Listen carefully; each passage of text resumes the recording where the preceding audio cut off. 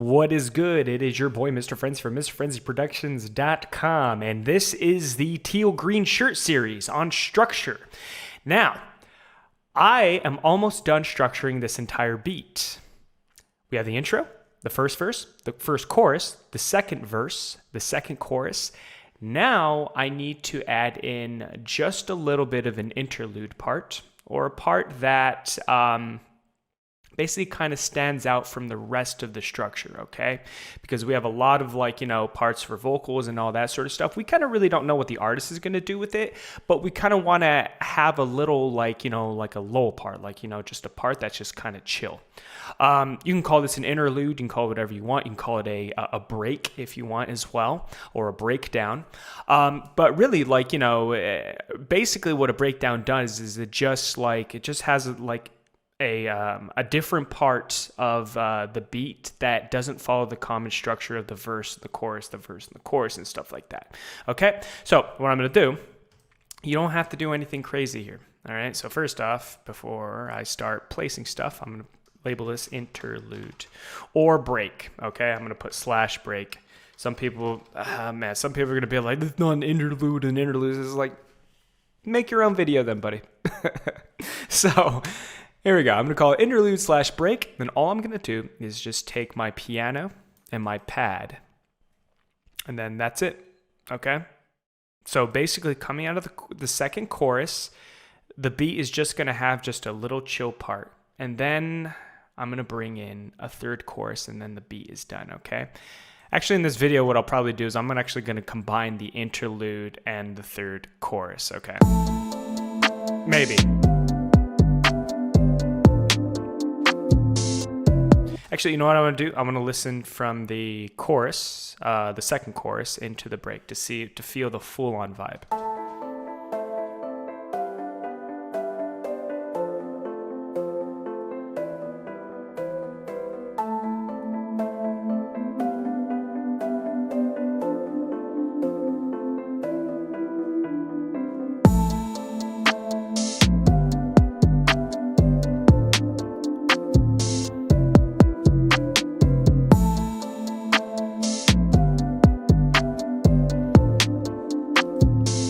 Crash here.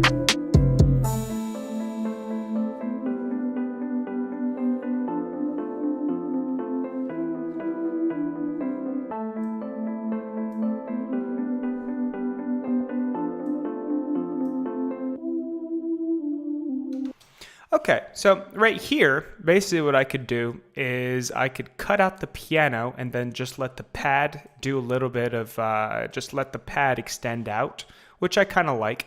But if you notice actually here that it kind of drops out like abruptly,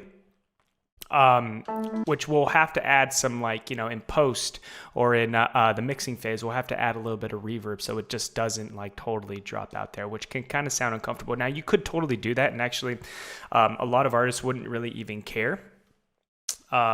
So yeah,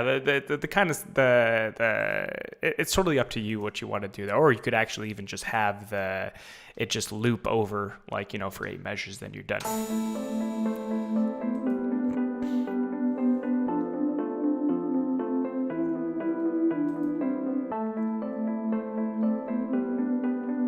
I'm actually going to take out the piano here, and then now I have to decide whether I want to have a third chorus come in here. So basically, I'm just gonna, in this video, I'm gonna do interlude and third chorus because I've only been up. This has only been like a 3-minute video. So yeah, here we go. Third chorus. Chorus number 3. Nope, not number 2, not number 4, number 3. There we go. Now here's the thing: is that I could do this. My third chorus could follow the same structure as the other choruses. So basically chorus 1, the first part of it looks exactly the same. This part, this part, this part. This is another reason why it's awesome to have markers here so you can literally see what I'm doing. But the problem is that the break or the interlude going to the third chorus, it just doesn't, it loses that sort of bump. You know what I mean? I'll show you what I mean.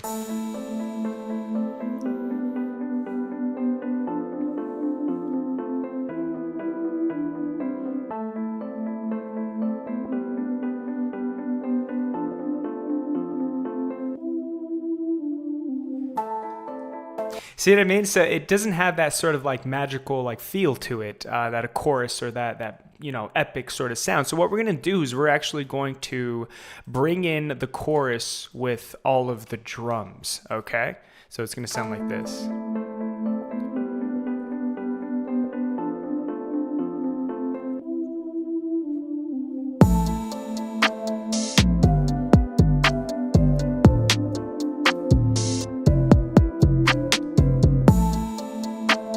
No crash there, not necessary.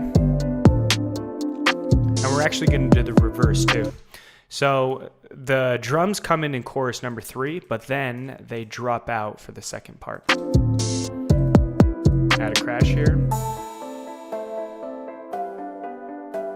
This could also be an outro as well. So the second part of the third chorus could be like the outro. Okay? Now, here's another thing too. This will literally be the end of the song, so I'm actually going to label this as the outro. And now here's the thing.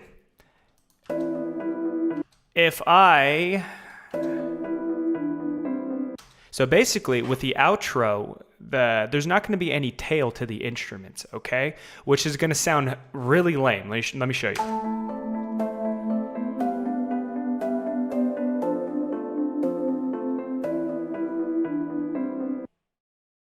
Now, that's fine. There is a lot of songs and a lot of beats that kind of do that. It actually kind of works with this one, but I don't want that. So what I'm going to do is I'm actually going to take the other end of the loop and add it right here. So basically what I did was I just extended out the loop. Because if you remember in the introduction of this loop, I cut the 8-bar measure into 4 measures, I believe.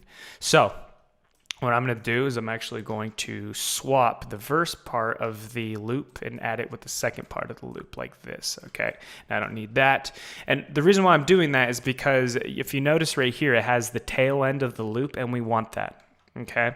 So that the song doesn't abruptly end, it actually kind of fades out naturally. It's like musicians like stopping the play, like unless they go boom, unless they stop abruptly, there's always going to be a tail end of the instrument, okay? There's going to be a decay. So this is what it's going to be.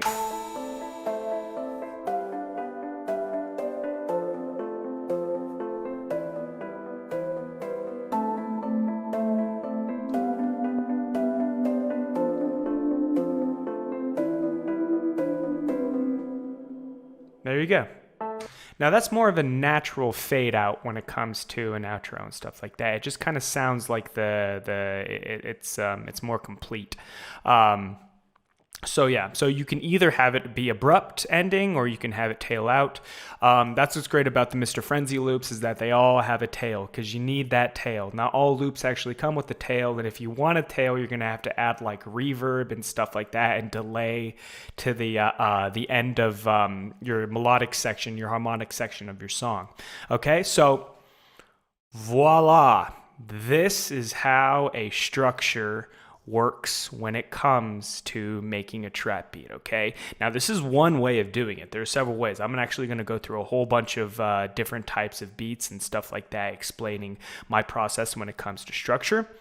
But overall, from start to finish, this is what you have to consider when it comes to structuring out a beat or a trap beat. Okie dokie. So what I'm going to do here, you can click off the video if you want to.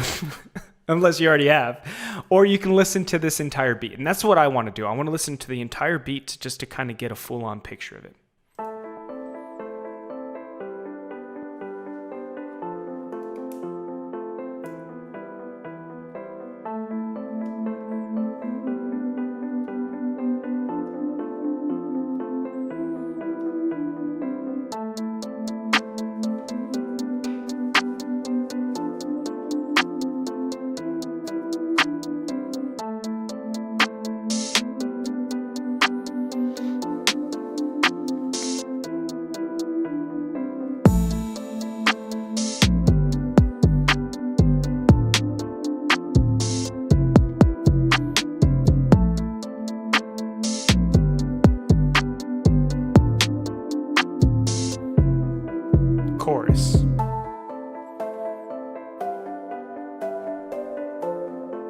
clock instigates the chorus. And the pad comes back in for variety. And drums come in for the second verse. Not doing anything special or fancy, we're just literally just guiding the story along musically, okay?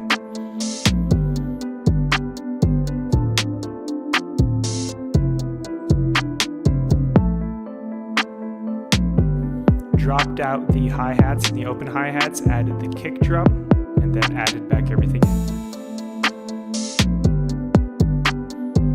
Chorus number 2. Same thing as chorus number 1. For the first part. The second part will add the drums, okay? So that the artist can sing their hook or their chorus 2 times.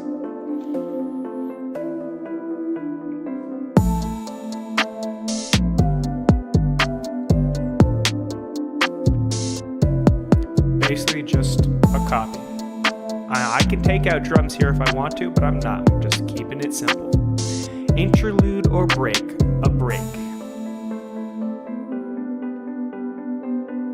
Could also be a third verse if need be, or an extension of the chorus. Basically, it's just an interlude part.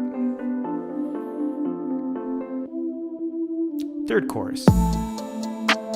I'm doing the reverse of the second chorus because the interlude part here has no drums. I don't want the drums to cut out for too long. And I'm just doing the verse for the outro. There we go.